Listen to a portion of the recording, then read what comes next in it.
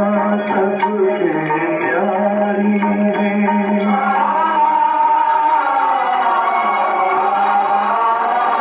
जब जब धरती पर पाप पड़ा तूने हीर खुदा तारी है। इस जीवन के अंधियारे में बस एक तुम ही उजियारे हो।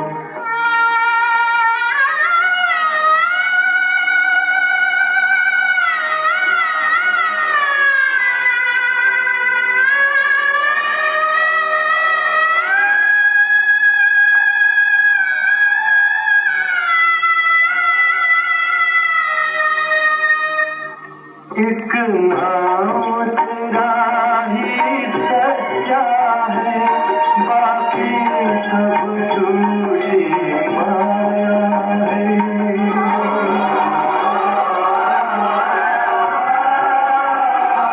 जो अपना सब कुछ छोड़ चला उसने ही तुमको पाया है। जिस मन में तुम्हारी भक्ति जगी उसके तुम ही तो सहारे हो। तुम्हार सहायक स्वामी सखा तुम ही सबके रखवारे हो। जिसका कोई आधार नहीं उसके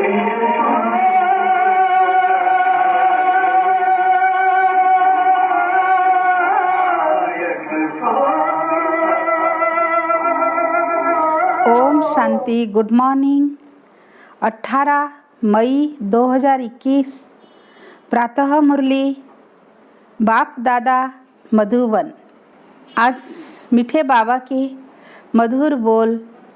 मीठे बच्चे, कालों का काल बाबा आया है तुम्हें काल पर जीत प्राप्त कराने। मनमना भव के मंत्र से ही तुम काल पर जीत पाएंगे। प्रश्न, रूहानी बाप तुम रूहानी यात्रियों को कौन सी एक विशेष शिक्षा देते हैं? उत्तर, हे रूहानी यात्री, तुम देह अभिमान छोड़ देही अभिमानी बनो। रावण ने आधा कल्प से तुम्हें देह अभिमानी बनाया, अब आत्म अभिमानी बनो। यह रूहानी ज्ञान सुप्रीम रूह ही तुम्हें देता और कोई दे नहीं सकता। आज का गीत ओम नमो शिवाय। ओम शांति। बच्चों ने अपने बाप की महिमा सुनी। गाया भी जाता है ऊंचते ऊंच भगवान, वह है सब बच्चों का बाप। बाकी जो भी है आपस में सब ब्रदर्स हैं और सबका बाप भी एक है, वह है शिव बाबा। बाप ने समझाया है, हे बच्चों, भक्ति मार्ग में तुमको दो बाप है, लौकिक बाप और पारलौकिक बाप। रचयिता से रचना को वर्षा मिलता है, वह है हद का वर्षा, यह है बेहद का वर्षा। बेहद का बाप तो एक ही है जिससे बेहद का वर्षा मिलता है, वह है निराकार, उसका नाम है परमपिता परमात्मा शिव। कहते भी हैं शिव परमात्मा नमः। वह है ऊंचते ऊंच। तुम्हारी बुद्धि चली जाती है निराकार बाप की तरफ। वह रहते हैं परम धाम में, जहाँ से तुम आत्माएं आती हो, बाप भी वहाँ ही रहते हैं। वह है ही सर्व का सद्गति करने वाला। उसमें भी भारत परमपिता परमात्मा का बर्थ प्लेस है। शिव जयंती भी यहाँ मनाते हैं। उस रूहानी बाप को ही ज्ञान का सागर, पतित पावन, लिबरेटर, गाइड कहा जाता है। वही दुख हरता सुख करता है, यह भारतवासी जानते हैं। यह दुख धाम है, भारत ही सुख धाम था। बाप बच्चों को बैठ समझाते हैं, हे भारतवासी, तुम विश्व के मालिक थे, जबकि तुम्हारा आदि सनातन देवी देवता धर्म था। देवी देवता धर्म श्रेष्ठ कर्म श्रेष्ठ थे। अब यह धर्म भ्रष्ट कर्म भ्रष्ट बन गए हैं। अपने को पावन देवता कहला नहीं सकते। कलयुग अंत तक भक्ति मार्ग चलता है, इसमें ज्ञान होता नहीं। ज्ञान से होती है सद्गति। सर्व का सद्गति दाता बाप जब तक न आए तब तक सद्गति हो न सके। बाप कहते हैं, मैं कल्प के संगम युग पर आता हूँ। इस समय है ही पतित दुनिया, पावन एक भी होता नहीं। भल सन्यासी पवित्र बनते हैं, परंतु फिर उनको पुनर्जन्म तो यहाँ ही लेना है। 20 से जन्म लेना पड़े, वापिस जाने का है नहीं। जब चक्र पूरा होता है तब ही बाप आकर ले जाते हैं।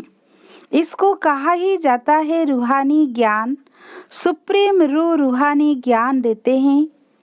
सुप्रीम रूह ही ज्ञान का सागर पतित पावन है। बाकी शास्त्रों का ज्ञान तो है भक्ति मार्ग। बाबा कहते हैं, यज्ञ तप तीर्थ आदि करते और ही नीचे गिरते आए हो। तुम पहले सतो प्रधान थे। भारत में प्योरिटी थी तो पीस प्रॉस्पेरिटी भी थी। हेल्थ वेल्थ दोनों थे। आज से 5000 बरस पहले की बात है। यह भारत स्वर्ग था। उस समय और कोई धर्म नहीं था। सिर्फ एक ही आदि सनातन देवी देवता धर्म था जो परमपिता परमात्मा ने स्थापन किया। स्वर्ग की स्थापना तो वही करेंगे, मनुष्य तो कर न सके। ऐसे तो नहीं कहेंगे कृष्ण रचयिता है। नहीं, रचयिता एक ही निराकार शिव है। बाकी है उनकी रचना। रचयिता से ही रचना को वर्षा मिलता है। बाप समझाते हैं, मैं तुम्हारा बेहद का बाप हूँ। तुमको बेहद का वर्षा देता हूँ 21 जन्मों के लिए। सूर्यवंशी चंद्रवंशी पवित्र धर्म स्थापन करता हूँ। ब्राह्मण धर्म है चोटी, सबसे ऊंचे रूहानी बाप। रूहों को आप समान बनाते हैं। बाप ज्ञान का सागर सुख का सागर है तो तुमको भी बनाते हैं। भारत ही सुख धाम था, अभी तो दुख धाम है। बाप कैसे आते हैं यह किसी को भी पता नहीं है। सतयुग आदि से कलयुग अंत तक यह सारी हिस्ट्री ज्योग्राफी भारत की है। यह लक्ष्मी नारायण कितने हेल्दी वेल्दी थे, कभी बीमार नहीं पड़ते थे। अभी काल पर विजय पाने शिक्षा ले रहे हो। जिसको कालों का काल महाकाल कहा जाता है, वह तुमको काल पर विजय पहनाते हैं। नाम भी सुना, शिवाय नमः। तुम ऐसे तो नहीं कहेंगे परमात्मा सर्वव्यापी है, कुत्ते बिल्ली में है। इसको कहा जाता है धर्म की ग्लानि। बाप की ग्लानि करते हैं। अभी यह है कल्प का संगम समय। इस समय ही विनाश काले विपरीत बुद्धि कहा जाता है। अविनाश तो सामने खड़ा है। गीता में भी लिखा है, यादव कौरव पांडव क्या करत भय। सब शास्त्र सर्वशास्त्रमयी शिरोमणि श्रीमद् भगवत गीता है। उनसे ही फिर और शास्त्र निकले हैं। तुम जानते हो गीता है डिटी धर्म का शास्त्र। बाप कहते हैं, मैं आता हूँ तुमको शूद्र से ब्राह्मण बनाता हूँ, फिर सो देवी देवता बनाता हूँ, फिर तुम क्षत्रिय वैश्य शूद्र बनते हो। बाप समझाते हैं, तुम 84 जन्म कैसे लेते हो। सबसे जास्ती जन्म जरूर वह लेते हैं जो पहले पहले सतयुग में आते हैं। मैक्सिमम 84 जन्म लिए हैं तुम भारतवासियों ने, मिनिमम 1 जन्म। यह भी बाप ही बैठ समझाते हैं। बाप बिगर किसी को ज्ञान का सागर नहीं कहा जाता। पतित पावन ज्ञान का सागर कहने से बुद्धि ऊपर चली जाती है। बाप ही सबको लिबरेट कर वापिस ले जाते हैं। सर्व का सद्गति दाता एक ही बाप है। अच्छा, फिर सर्व की दुर्गति कैसे होती है, कौन करता है। सद्गति सतयुग को, दुर्गति कलयुग को कहा जाता है। बाप कहते हैं, मैं कल्प कल्प तुम बच्चों को आकर सद्गति देता हूँ। तुम बच्चे सारे वर्ल्ड की हिस्ट्री ज्योग्राफी जानते हो। स्कूल में तो आधी हिस्ट्री ज्योग्राफी सिखाते हैं। सतयुग त्रेता में कौन राज्य करते थे यह किसी को पता नहीं। चित्र तो बरोबर है, यह लक्ष्मी नारायण राज्य करते थे। कितना समय वो राजधानी चली तुम बता सकते हो? क्रिश्चियन डिनास्टी 2000 बरस चली, बौद्ध डिनास्टी इतना समय चली, इस्लामी उनके आगे फिर चंद्रवंशी थे जो 1250 बरस चले। सतयुग त्रेता में सूर्यवंशी चंद्रवंशी ही थे और कोई धर्म नहीं था। तुम ही सूर्यवंशी चंद्रवंशी बनते हो। अब फिर से तुम ब्राह्मण वंशी बने हो। यह सारा नाटक भारत पर ही बना हुआ है। भारत ही हेल और हेवन बनता है और धर्म वालों के लिए नहीं कहेंगे। वह तो हेवन में होते ही नहीं। कोई मरता है तो कहते हैं स्वर्गवासी हुआ, परंतु समझते कुछ नहीं। नरकवासियों को तो नरक में ही जन्म लेना पड़े, स्वर्गवासी स्वर्ग में ही पुनर्जन्म लेंगे। तुम बच्चे समझते हो ये लक्ष्मी नारायण स्वर्गवासी थे। उन्होंने ये राजधानी कैसे पाई? लाखों बरस की बात तो याद रह न सके। सतयुग में यह शास्त्र आदि होते नहीं है। यह सारी भक्ति की सामग्री है। सीढ़ी नीचे उतरनी है। सतो प्रधान से सतो रजो तमो में या सीढ़ी उतरने में 5000 बरस लगते हैं। सतयुग में 16 कला संपूर्ण, फिर त्रेता में 2 कला कम। आत्मा में चांदी की खाद पड़ी। कपर एज में आए तो कपर की आलय पड़ी। इस समय बिल्कुल ही तमो प्रधान है। आत्मा में ही खाद पड़ती है। तुम ही पूरे 84 जन्म लेते हो। यह रूहानी बाप शिव बाबा आकर रूहानी बच्चों को समझाते हैं। तुमको अब आत्म अभिमानी बनना है। रावण की प्रवेशता होने से सब देह अभिमानी बन जाते हैं। अब अपने को आत्मा समझना है। हम ही 84 जन्म ले भिन्न भिन्न पाठ बजाते आए हैं। अब 84 का चक्र पूरा हुआ। अब तो शरीर भी जड़ी भूत हो गया है। द्वापर से रावण राज्य होता है, सतयुग में है राम राज्य। सतयुग में तुम आत्म अभिमानी थे, द्वापर कलयुग में तुम देह अभिमानी बन जाते हो। ना आत्मा को ना परमात्मा को जानते हो। बाप समझाते हैं आत्मा एक स्टार है, भ्रकुटी के बीच में चमकता है अजब सितारा। उनको सिवाय दिव्य दृष्टि के देखा नहीं जा सकता है। वह बिल्कुल सूक्ष्म है। आत्मा ही एक शरीर छोड़ दूसरा लेती है। हम आत्मा ने 84 जन्म लिए हैं। परम पिता परमात्मा तो बिंदी है। उनको ही ज्ञान का सागर पतित पावन नलेज फूल कहा जाता है। परम पिता परमात्मा में सृष्टि के आदि मध्य अंत का ज्ञान है। बीज रूप होने के कारण उनको सत्य चित आनंद स्वरूप कहा जाता है। बाप में जो ज्ञान है वह जरूर सुनाना पड़े। यह है स्पिरिचुअल नॉलेज। सब रूहों का बाप आकर रूहों को पढ़ाते हैं। तुमको आत्म अभिमानी बनना है। शिव बाबा हमको पढ़ाते हैं, वही नॉलेजफुल है। बाप ही आकर स्वर्ग की रचना रचते हैं, तुमको स्वर्ग का लायक बनाते हैं। यह सृष्टि चक्र का राज कोई मनुष्य नहीं जानते। बाप को ही न जानने कारण भारत का यह हाल हुआ है। भारत में प्योरिटी थी तो पीस प्रॉस्पेरिटी थी। अभी तो है ही नर्क, फिर कोई स्वर्ग में जा कैसे सकते? बिल्कुल ही पत्थर बुद्धि हो गए हैं। बाप कहते हैं मैं बच्चों के लिए कोई तो सौगात ले आऊंगा। तुमको स्वर्ग का मालिक बनाता हूँ। जिन्होंने कल्प पहले वर्षा लिया है वही अब लेंगे। मनुष्य से देवता बनेंगे। वास्तव में प्रजापिता ब्रह्मा के तो सब बच्चे हैं। अब ब्रह्मा द्वारा शिव बाबा रचना रच रहे हैं। ब्रह्मा कुमार कुमारी बनते जाते हैं। शिव बाबा से वर्षा लेने के लिए पुरुषार्थ करना है। तमो प्रधान से सतो प्रधान बनना है। बाप कहते हैं बच्चों, मुझे याद करो तो तुम्हारे सब विकर्म विनाश होंगे।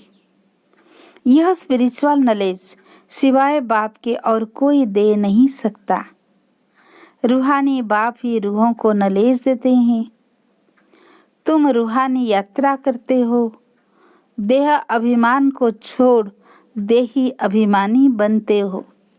आत्मा अविनाशी है, आत्मा में ही पाठ भरा हुआ है। आत्मा कैसे 84 जन्मों का पाठ बजाती है, अब मालूम पड़ा है। हम सूर्यवंशी थे, फिर चंद्रवंशी बने, फिर हमको सूर्यवंशी बनना है। अभी बाप सतो प्रधान बनने की शिक्षा देते हैं। मामेकम याद करो। भगवान वाच, गीता का भगवान शिव बाबा है, न कि श्री कृष्ण। कृष्ण की आत्मा भी अब सीख रही है। अच्छा, मीठे मीठे सिकी लधे बच्चों प्रति माता पिता बाप दादा का याद प्यार और गुड मॉर्निंग। रूहानी बाप की रूहानी बच्चों को नमस्ते। हम रूहानी बच्चों की रूहानी बाप दादा को याद प्यार गुड मॉर्निंग, नमस्ते नमस्ते। धारणा के लिए मुख्य सार। फर्स्ट पॉइंट, रूहानी यात्रा करनी और करानी है। स्वयं को शतो प्रधान बनाने के लिए एक बाप को याद करना है। आत्म अभिमानी बनने का पूरा पूरा पुरुषार्थ करना है। सेकेंड पॉइंट, काल पर विजय पाने के लिए बाप की शिक्षा को ध्यान पर रखना है। अपने को रूह समझ रूहों को ज्ञान देना है। आज का वरदान, आवाज से परे की स्थिति में स्थित हो, सर्व गुणों का अनुभव करने वाले मास्टर बीज रूप भव। जैसे बीज में सारा वृक्ष समाया हुआ होता है, वैसे ही आवाज से परे की स्थिति में संगम युग के सर्व विशेष गुण अनुभव में आते हैं। मास्टर बीज रूप बनना अर्थात सिर्फ शांति नहीं, लेकिन शांति के साथ ज्ञान, अतीन्द्रिय सुख, प्रेम, आनंद, शक्ति आदि आदि सर्व मुख्य गुणों का अनुभव करना। यह अनुभव सिर्फ स्वयं को नहीं होता, लेकिन अन्य आत्माएं भी उनके चेहरे से सर्व गुणों का अनुभव करती है। एक गुण में सर्व गुण समाये हुए रहते हैं। आज का स्लोगन, अच्छाई धारण करो लेकिन अच्छाई में प्रभावित नहीं हो जाओ। मातेश्वरी जी के अनमोल महावाक्य, जिसका साथी है भगवान, उसको क्या रोकेगा आंधी और तूफान। देखो, ये गीत सिद्ध करता है कि आत्मा और परमात्मा दो चीज है, न ईश्वर सर्वव्यापी है। क्योंकि जिसका साथी है ईश्वर, वो हाजिर होते हुए फिर भी सृष्टि में इतना दुख क्यों? मनुष्य इतने कंगाल मोहताज क्यों? परमात्मा तो सुख स्वरूप है, तो सर्वव्यापी परमात्मा कहना गोया परमात्मा की इंसल्ट करना है। भगवान के हाजिर होते दुनिया सुख स्वरूप होनी चाहिए, वह दुख रूप। फिर परमात्मा को पुकारने की दरकार क्यों? तो इस समय माया सर्वव्यापी है, न कि परमात्मा हाजिर है। परमात्मा सिर्फ एक बार संगम पर आता है, तब उनको हाजिर नाजिर कह सकते हैं। बाकी उनकी याद सबके दिलों में जरूर व्यापक है। शरीर को चलाने वाली शक्ति तो हर एक में भिन्न भिन्न संस्कार वाली आत्मा है, न कि परमात्मा है। अब विचार करना है कि परमात्मा का साथ क्यों लिया है। इस माया के आंधी और तूफान से पार होने के लिए। तो जरूर कोई माया का तूफान है, जिससे पार होने के लिए उस परमात्मा का साथ हम आत्माएं मांगती है। अगर वो हाजिर होता तो न माया की उलझन होती, न उनका साथ लेने के लिए याद करना पड़ता। तो हम आत्माओं और परमात्मा दोनों का इस खेल में पाठ है। तो जब परमात्मा आता है तो उनका पूरा साथ ले उनका हो जाना है, तभी माया के तूफान से छूट जाएंगे। भले वो सबका सुखदाता है, परंतु जो प्रैक्टिकल में उनका सहारा लेते हैं, उन्हों को ही साथ मिलता है। तो उन बच्चों को एक्स्ट्रा प्राप्ति होती है। भले वो दुनिया के अंदर आए उपस्थित हुआ है, परंतु ओहो आश्चर्यवत, दुनिया इनको न जानने के कारण इनका साथ नहीं लेती है। अगर इनका पूरा साथ पकड़ ले तो मदद देने में मशहूर है। कहते हैं एक कदम तुम आगे बढ़ो तो 10 कदम आगे आएंगे। तो वो संपूर्ण वर्षा देते हैं जिसमें कोई अपूर्णता नहीं होती है। अच्छा, ओम शांति।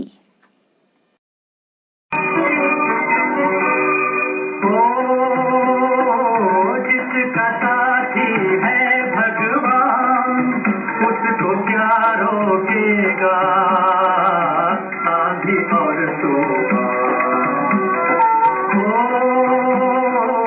जिसका साथी है भगवान उसको क्या रोकेगा आंधी और तूफान। जिसका साथी है भगवान।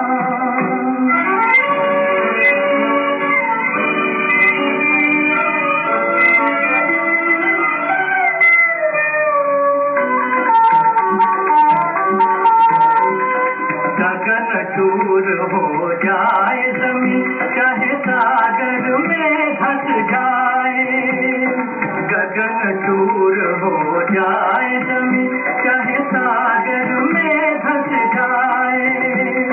तूफानों की गोद में चाहे सारा जग खो जाए पाँव न रुकने पाए।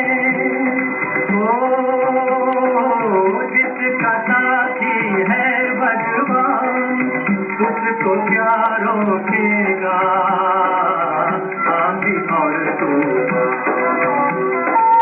जिसका साथी है भगवान।